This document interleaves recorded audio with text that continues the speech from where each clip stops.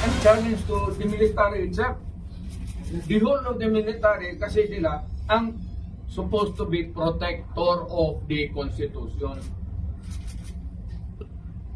Now tell me, kung protector sila ng Constitution, are they willing to still protect the President who is a drug addict for another 4 years?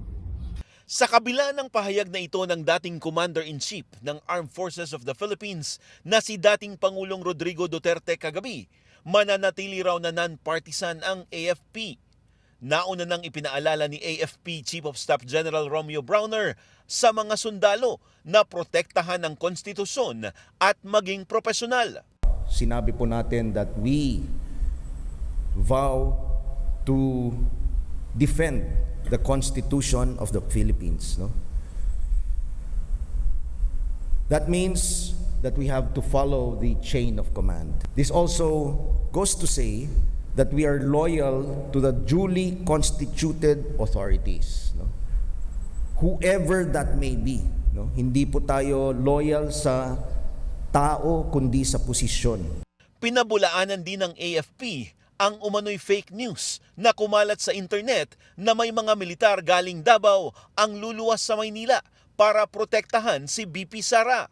Bagaman sang-ayon si BP Sara sa ilang punto sa mga pahayag ng kanyang ama, hindi raw kasama dito ang paghikayat sa mga militar na talikuran ang Pangulo. I agree with fractured governance. I was a member of cabinet, so I have personal knowledge. I agree with fractured governance. I agree with the assumption that he is a drug addict because he continuously refuses to do a drug test. Napakadali naman, di ba? Dinipensahan naman ni dating Police Chief at ngayon Senador Bato de la Rosa ang dating Pangulo. He's just laying down the options available sa military for them to know, for their own consumption. Nagsalita rin ang dating militar, rebelde at senador na si Gringo Honasan. Anya, dapat matuto na tayo sa mga aral ng kasaysayan.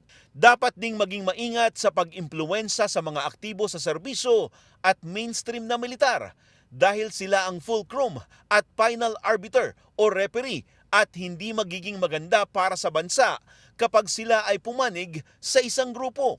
Noong 86, di ba? Everybody was for the government. But we will have to take the cue from the people because the armed forces is the armed forces of the people.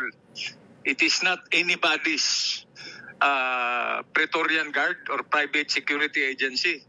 It is the protector of the people. That's written in the Constitution. Huwag natin sulsulan o gatungan. No? I'm not, by the way, I'm not commenting on the statements of former President Duterte. No? What I'm just saying, Francis, is as a matter of principle, let's not influence the military, those in the active service. There are three legally authorized armed groups, di ba? The AFP, the PNP, and the NBI. Ito yung mga armado na legal. Yes. So let's not influence them. Let's not agitate them. No, they should just follow orders from legally constituted authority as long as the orders are moral, legal, and constitutional. Posibleng magdulot daw ang pagkakawatak-watak ng civil war.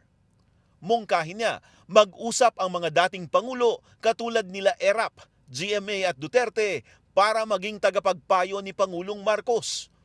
Pwede din silang mamagitan para sa lumalalang hidwaan sa relasyon ng Pangulo at Vice Presidente. Para sa Agenda, Francis Polbe, BNC.